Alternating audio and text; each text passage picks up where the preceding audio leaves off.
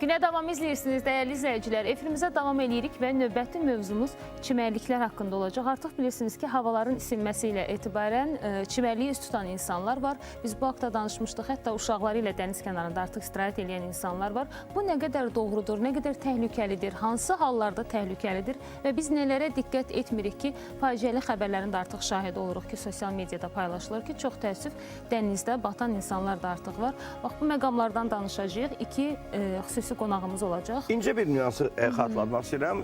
Bu il deyil, ötən illərə qədər hər ay 15 iyundan etibarən çimərlik mövsümü açıq elan olunurdu və bununla bağlı rəsmi məlumatlar paylaşılırdı. Amma bu il, yəni 2025-ci ildən söhbət gedir ki, hələ tam olaraq rəsmi çimərlik mövsümü açılışı ilə bağlı heç bir xəbərdarlıq olmasa da, yenə də 15-indən sonra biz dəniz kənarında xilas edicilərimizi görürük. Onlar gücləndirilmiş rejimdə çalışırlar. Onlara buradan salamlarımızı çatdırdıq, yorulmayasınız deyirik. Çünki bizim təhlükəsizliyimizi qoruyurlar və bəzən bizi xilas edərkən özlərini böyük bir təhlükəyə atırlar. Dənizdə, çimərlik mövsümündə, çimərliklərdə təhlükəsizlikdən danışacağıq və təhlükəsizlik qaydalarına necə əməl etməliyik. Ümumiyyətlə, xəbərimiz varmı ki, çimərlikdən istifadə edərkən biz nələri bilməliyik? Bu mövzuda hətta bizim sorğumuz da olacaq. Vaxt itirmədən qonaqlarımızı dəvət edək. Fərid İlhamoğlu, kiçik həcmli gəmilərə nəzarət və sularda xilas etmə Dövlət Xidmətinin İctimaiyyətlə əlaqələr və Təbliğat şöbəsinin böyük inspektoru, xoş gəlib, səfa gətirmişsiniz. Salamlayırıq sizi. Təhlükəsizlik üzrə ekspert Orxan Musayev bizimlə bərabərdir. Hər ikinizi xoş gördük. Hər ikiniz xoş gəlmişsiniz. Salamlayırıq sizi və çox sağ olun ki, dəvətimizi qəbul edib gəlmişsiniz. Biz çalışırıq ki, mövsüm açılmadan və yaxud hər hansı bir hadisə baş vermədən öncədən artıq maarifləndirmə işlərinə başlayaq. Maarifləndirmə işlərini aparaq ki, insanlar məlumatlı olsunlar. Təəssüf ki, bir neçə xəbər artıq bizim qulağımıza çatdı, oxuduq, eşitdik. Çox məyus olduq. Dənizdə boğulanlar var, batanlar var. Özü də məhz icazə olmayan ərazilərdə həmin o hadisələr yaşanır. Buna da diqqət etməyinizi sizdən çox xahiş edirəm. Çünki həmin hadisə baş verərkən biz sosial media üzərindən bir çox videoları gördük və gördük ki, təkcə batanlar dənizdən istifadə etməyiblər də, çimməyiblər. Ətrafda çox sayda insanlar var, az yaşlılar belə var idi. Bu isə artıq böyük bir təhlükə yaratdı, bir alıcı həyəcan yaratdı. Odur ki, Fərid bəy, sizdən başlayaq ilk olaraq fikirlərinizi bizimlə bölüşün, sonra Orxan bəy də təbii ki, təhlükəsizlik qaydaları ilə bağlı bir neçə məqamı bizim diqqətimizə çatdıracaq. Xoş gəlmişsiniz. Çox sağ olun, dəvətiniz üçün təşəkkürümü bildirirəm. Ümumiyyətlə, yəni belə deyək, yay fəslinin ən aktual mövzularından biri olan mövzudur, çimərlik mövsümü. Mən ümumiyyətlə xidmətimizin çimərlik mövsümünə hazırlıqla bağlı gördüyü işlər haqqında məlumat vermək istəyirdim. Artıq tərəfimizdən aparılmış monitorinqlər yekunlaşıb və onu da deyim ki, tərəfimizdən çimərlik operatorlarına təhlükəsizlik qaydalarını özündə əks etdirən bildirişlər təqdim olunub və dövlətin, yəni xidmətimizin nəzarət etdiyi çimərlik ərazilərində sualtı dalğıc enişləri edilir və sualtı akvatoriyanın təmizliyi, yəni yarğanların, çuxurlarının təyin olunması və yerlərinin işarələnməsi və insan həyatına təhlükə yarada biləcək yad cisimlərdən təmizlənməsi və sonda üzmə sərhədlərini müəyyən edən məhdudlaşdırıcı nişanların yerləşdirilməsi. Onu da qeyd edim ki, məhdudlaşdırıcı nişanlar 1 metr 75 sm dərinliyində, yəni xidmətin nəzarət etdiyi çimərlik ərazilərində yerləşdirilir və tərəfimizdən nəzarət olunan çimərliklərdə maarifləndirici lövhələrin yerləşdirilməsi baş tutmuşdur və onu da qeyd edim ki, xidmətin balansında olan bütün xilas etmə texnika və avadanlıqları yenidən texniki baxışdan keçirilərək mövsümə hazırlıqla bağlı hamısı tamsaz vəziyyətə gətirilmişdir. Belə deyək, artıq yəni çimərlik mövsümü iyun ayının 15-dən belə deyək, bizim xidmətimiz gücləndirilmiş iş rejimində xidmət aparır və çimərliklərdən vətəndaşlarımıza tövsiyəm odur ki, bizim xilas edicilərimiz səhər saat 9-dan axşam saat 8-ədək xidmətlərini davam etdirirlər. Yəni, xidmət başlayır 9-da, amma bir məsələni buradan xüsusilə vurğulayım ki, mən hər gün səhər saatlarında dənizə getdiyim halda 7-dən artıq onların hazırlıq prosesini görürəm. Çünki səhər saat 7-dən etibarən artıq yenidən o yoxlamalar gedir, motorların işləyib, işləmədiyinin şahidi oluram, görürəm ki, onlar necə hazırlıq proseslərini görürlər, yenidən onları hazır vəziyyətə gətirirlər, amma 9-dan artıq rahat bir şəkildə işə başlayırlar. Ona görə o 2 saat ərzində də biz rahat bir şəkildə onların fəaliyyətini görmüşük. Bəli, 9-dan axşam saat 8-ədək xidmət aparırlar. Artıq hamımıza məlumdur ki, 8-dən sonra hava qaralır, görüntü məhdudiyyəti yaranır və səs gücləndiricilər vasitəsilə xilasedicilərimiz istirahət edən vətəndaşlara çatdırırlar ki, artıq 8-dən sonra çimərliklərdə qalmaq, suya daxil olmaq, gecələmək sizin həyatınız üçün təhlükəli ola bilər. Ona görə də xahiş olunur, yəni çimərlikləri tərk edəsiniz. Baxın, bu məlumat lövhəciklərini görürük biz orada. Məlumat lövhəciklərində demək olar ki, bütün məlumatlar yazılmaqdadır. Kifayət qədər böyük şriftlər var ki, rahat bir şəkildə öyrənir. Amma nədənsə bəzən ora çimərliyə gələn insanlar öz paltarlarını çıxardıb həmin lövhələrin üzərindən asırlar və beləliklə orada yazılanları görə bilmirik. Və orada hər bir insana bir nümayəndə qoymaq olmur ki, hər birinin yanında bir nəfər olsun, nəzarət etsin ona. Təhlükəsizlik qaydaları dedikdə, Orxan bəy, ilk növbədə nəyə daha çox diqqət etməliyik? Bax, çimərlik mövsümündədir, uşaqlarımızı, ailəmizi götürüb gedirik ki, istirahət edək. Və biz təhlükəsizliklə bağlı nəyi mütləqdir ki, bilməliyik? Baxın, çimərlik mövsümünün gəlişi ilə əlaqədar olaraq çimərlikdə boğulma hallarının sayında artım müşahidə olunmaqdadır. Baxmayaraq ki, çimərlik mövsümü hələ də rəsmi elan olunmayıbdır. Çimərliyə gedişin planlaşdırılması zamanı ailə daxilində ilk öncə hansı çimərlikdən istifadə olunacaq, hansı çimərlikdə istirahət olunacaq deyə qərar verilməlidir. Bu qərarın verilməsi üçün də kütləvi informasiya vasitələrində Fövqəladə Hallar Nazirliyi tərəfindən rəsmi icazəli olan çimərliklərin siyahısı var. Bu siyahı ilə tanış olunub, həmən icazəli çimərliklərdən, yəni rəsmi olaraq çimərlik kimi elan olunan ərazilərdə təşkil olunmuş çimərliklərdən istifadə olunmalıdır. İnsanlar ilkin növbədə onu mütləq düşünməlidirlər ki, nəzarətsiz çimərliklər mövcuddur, bunlar var. Lakin o çimərliklərdən istifadə insan həyatı üçün ciddi təhlükədən xəbər verir. Bu təhlükə ondan ibarətdir ki, əgər nəzarətsiz çimərliklərdə insanların boğulma halı baş verərsə, insanları xilas edən olmayacaq. Yəni, ilk növbədə bunu düşünsələr, həmən nəzarətsiz çimərliklərdən istifadədən yayınanlar. Lakin bununla bağlı hər il çimərlik mövsümündən əvvəl maarifləndirici və təbliğat xarakteri daşıyan məlumatlar verilir. İnsanların nəzarətsiz çimərliklərdən istifadə etməməsi çağırışı demək olar ki, hər gün verilir. Həm televiziya vasitələri ilə, həm kütləvi informasiya vasitələri ilə. Lakin statistika onu göstərir ki, yenə boğulma halları, yenə boğulma hallarının baş verməsi yeri nəzarətsiz çimərliklər olur. Gəncliyin çılğınlığından çıxışlayırdı. Aytaç, mən üzürlü sakit sözü kəsim çünki bax, burada mütləq vurğulamaq lazımdır ki, gənclər, məzunlar, dostlarla bərabər yığışırlar, istirahət etmək məqsədindən gedirlər və burada gəncliyin verdiyi bir çılğınlıq var ki, səhv, hər hansı bir zarafatlar suyun içərisində. Halbuki mən bunu heç bir zaman qəbul edə bilmirəm. Çünki doğrudan da böyük təhlükələrə səbəb olur. İstənilmədən atılan hər hansı bir addım və yaxud zarafat boğulmalara da səbəb ola bilər. Deməli, biz belə bir sorğu da keçirdik şəhər sakinlərinin ki, dənizdə boğulmaların əsas səbəbi görəsən nə ola bilər? Nələrdir ki, bu boğulmaların sayı artmaqdadır? İnsanlar ümumiyyətlə təhlükəsizlik qaydaları ilə bağlı hansı məlumatları bilirlər və böyük məmnuniyyət istəyərdim ki, bərabər Fərid müəllim bu sorğunu izləyək. Olarmı? Olur. Buyurun.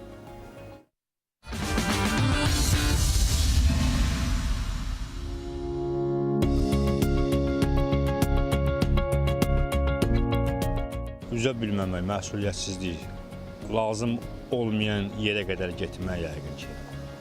Hara qədər icazə yoxdur, oraları keçməyə qədər, ora qədər yəqin, o olar yəqin səbəb. İnsan gərək öz sərhədini bilsin.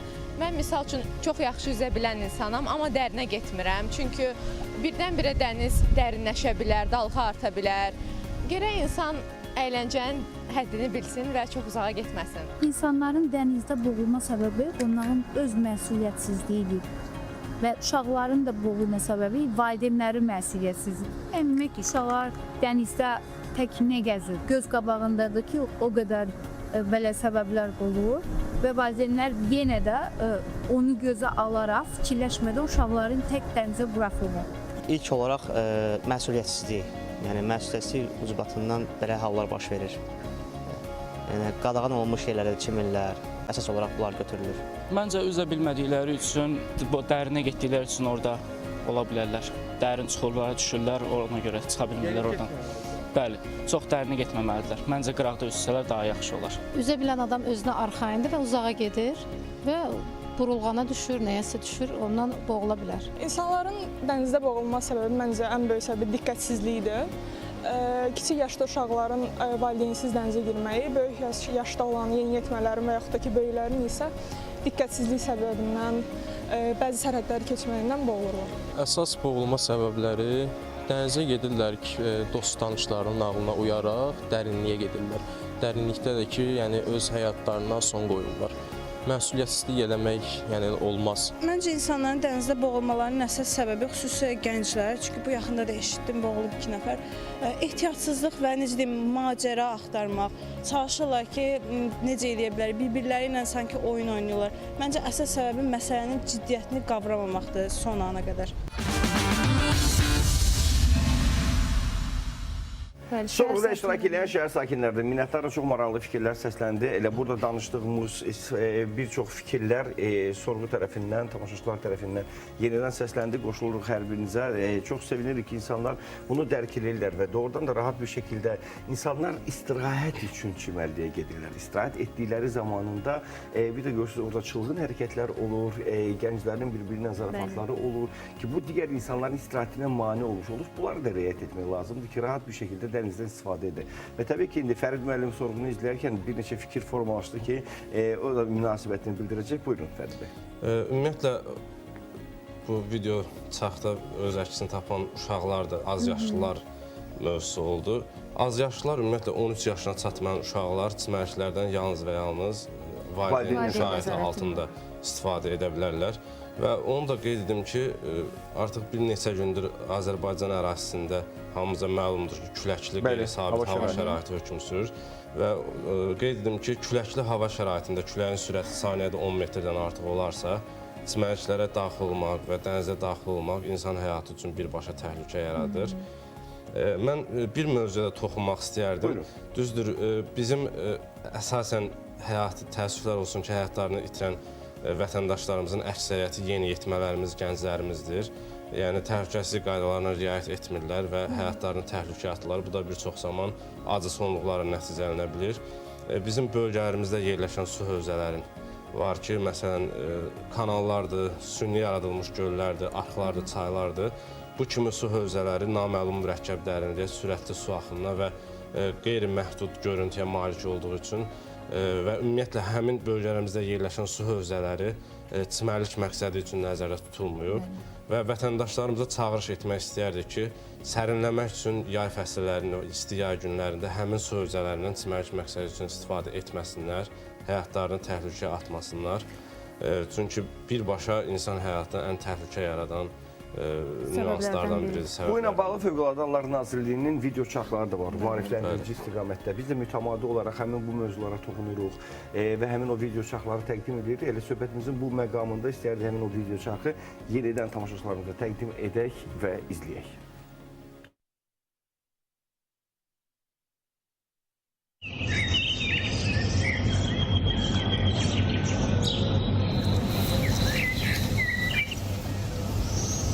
Bəlkə çimək, niyə də yox?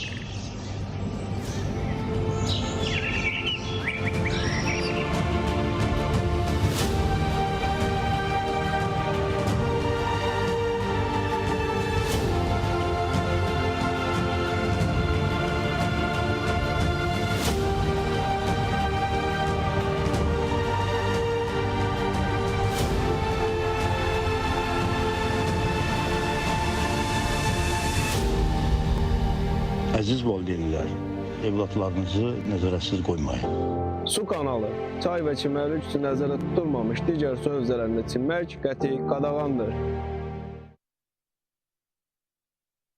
Bu video çarxları mütəmadi olaraq sizin diqqətinizə çatdırdıq və təbii ki, xüsusilə bir məqamı istəyərdim diqqətinizi çəkə. Bir çimərlik mövsümündən danışırıq, çimərlikdə istirahətdən danışırıq, təhlükəsizlik qaydalarından danışırıq. Ən böyük təhlükəsizlik qaydalarından biri də həmin o çimərlik ərazisini təmiz saxlamaqdır. İlk növbədə onu vurğulamaq istəyərdim ki, baxın, bu yaxınlarda da elə bunun şahidi olmuşuq yaradıcı heyətimizlə bərabər. Yəni, bu bizim çox narahat edir ki, gənclər, ailə üzvləri, uşaqları ilə bərabər, valideynlər, övladların qarşısında tum çıtlar saxlayırlar, yerə atırlar. Hər hansı bir paketlərlə gəlirlər, onlar orada tullantı kimi, zibil kimi saxlayırlar. Hər hansı bir içkilərdən istifadə edərək, yəni şirələrdən istifadə edərək, həmin o içdikləri qabları yerə tullayırlar. Yəni biz bura istirahətə gəlmişik, biz bu cür istirahət edirik və sonradan anlamırlar ki, həmin o tullantılar özü də böyük bir təhlükə yarada bilər. Çünki küləyin nəticəsində dənizə gedə bilər.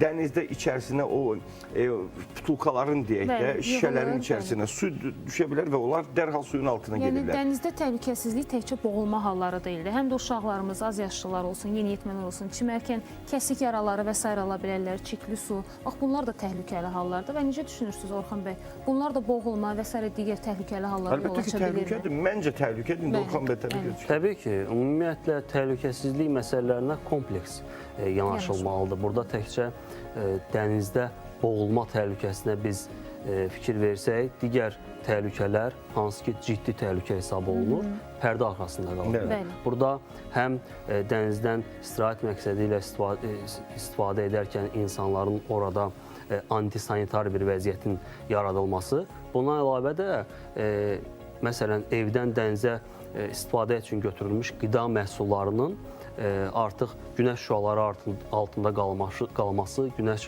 şüalarına məruz qalması nəticəsində insana zərər verməsi halları. Zəhərlənmə halları. Təbii ki, artıq statistikalarda, ötən ilin statistikalarına baxsaq, görə bilirik ki, çimərliklərdə qidalardan zəhərlənmə halları da kifayət qədər qeydə alınır. Ona görə də çimərliklərə istirahət məqsədi ilə baş vurarkən mütləq qidaların saxlanılması şəraitinə fikir verilməlidir. Yəni, tez xarab olan, sıradan çıxan qidalar dənizə aparılmamalıdır. Bundan əlavə bir maraqlı statistika var. İstər dünyada, istər ölkəmizdə bu belədir ki, dənizdə boğulanların böyük əksəriyyəti spirtli içki, yəni alkoqol istifadə edərək dənizə baş vuranlar olurlar.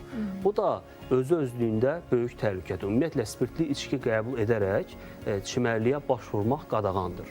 Bunu ölkəmizdə mövcud olan qaydalar təsdiq edir. Yəni, spirtli içki qəbul edərək dənizdə olmağın özü-özlüyündə təhlükəlidir. Bundan əlavə insan artıq suya baş vurursa, bu təhlükə qat-qat artır. Ona görə də bu məqamlara da xüsusi olaraq diqqət yetirilməlidir. Mən sizə inandırım ki, bir çox ölkələrlə müqayisədə ölkəmizdə təşkil olunan, nəzarət olunan çimərliklərdə xilas edicilərin ümumi nəzarəti, insanları xilas etməsi, orada olan mövcud texnikaların mövcudluğu digər ölkələrlə müqayisədə ən üst səviyyədədir.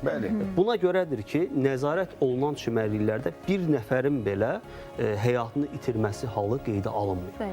Yəni, bu da nəzarətin nə dərəcədə yüksək səviyyədə təşkil olunmasından söz açır. Dəniz mövsümü başlamadan əvvəl dövlət qurumları, indi bunu Fərid müəllim vurğuladı, xüsusilə biz bir neçə dəfə bu mövzulara toxunmuşuq ki, dövlət qurumları, bir-birinə bağlı olan dövlət qurumları orada o sanitariya, gigiyena, sanitariya məsələlərinə baxırlar, təmizlik işləri görürlər.